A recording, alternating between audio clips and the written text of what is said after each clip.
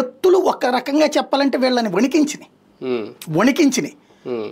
వీళ్ళు దానికి తగ్గట్టుగా చేయలేకపోయారు. కాపులకి సరైన న్యాయం చేయలేకపోయారు, బీసీలకి సరైన న్యాయం చేయలేకపోయారు. కేవలం మాటలకే పరిమితం అయ్యారు. ఎలక్షన్స్ మనం చూస్తే గనక ఇవాళ బలమైనటువంటి బీసీ నాయకుడుగా ఎవరిని ఎమర్జ్ చేయగలిగారు? అక్కడ లేదు కదా. అట్లాగే కాపు నాయకుడిగా ఉన్నటువంటి పవన్ కళ్యాణ్ని ఎమర్జ్ చేసుకోగలిగారు. కానీ టోటల్ కాపులకి ఎన్ని మంత్రి పదవులు వచ్చినాయి, ఎన్ని ఎమ్మెల్యే సీట్లు వచ్చినాయి? కాబట్టి ఆయా వర్గాలకు అన్యాయం జరుగుతున్నా నాయకుల్ని బలంగా తయారు చేసుకుని, నాయకుల్ని బేస్ చేసుకుని దుష్ప్రచారం మీద విజయం సాధించారు. జగన్ మీద నెగిటివ్ ప్రాపగాండా అన్నటువంటిది సర్వశక్తులు ఒడ్డి, అన్ని శక్తులు ఒడ్డి చేసినటువంటిది.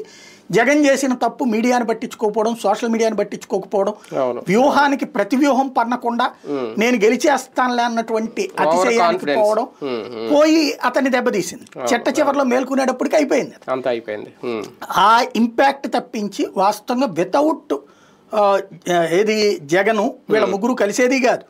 ప్లస్ జగన్ బలంగా ఉన్నంతసేపు ముఖ్యమంత్రి ఆలోచన పక్కన పెట్టి వీళ్ళతో కలిసి వెళ్ళడమే బెటర్ అన్నటువంటి స్టేజికి అంతటి ప్రఖ్యాత వ్యక్తి అయిన పవన్ కళ్యాణ్ ఉండేటటువంటి సిచ్యువేషన్ వచ్చింది. ఇక రెండో అంశం, పవన్ కళ్యాణ్ సినిమాలు చేస్తూ డిప్యూటీ సీఎంగా కొనసాగొచ్చా లేదా? ఓకే, కోర్టు చెప్తుంది, వీళ్ళకి కోర్టు వరకు వెళ్ళిపోయారు. అయితే దీని మీద ఎన్టీఆర్ దగ్గర నుంచి ఇప్పుడు, ఎందుకంటే ఈయన డిప్యూటీ సీఎం, ఆయన ఏకంగా సీఎంగా చేశారు, ముఖ్యమంత్రిగా ఉన్నప్పుడు కూడా ఏదో విశ్వామిత్ర సినిమా ఏదో తీశారు కదా, బ్రహ్మరీష్, ఇవన్నీ చెప్పుకొస్తున్నారు. అయితే పవన్ కళ్యాణ్ ఎన్నికలకు ముందు ఆ సీఎం గురించి మాట్లాడిన 2 మాటలు ఒక్కసారి వినిపిస్తాను. నాకు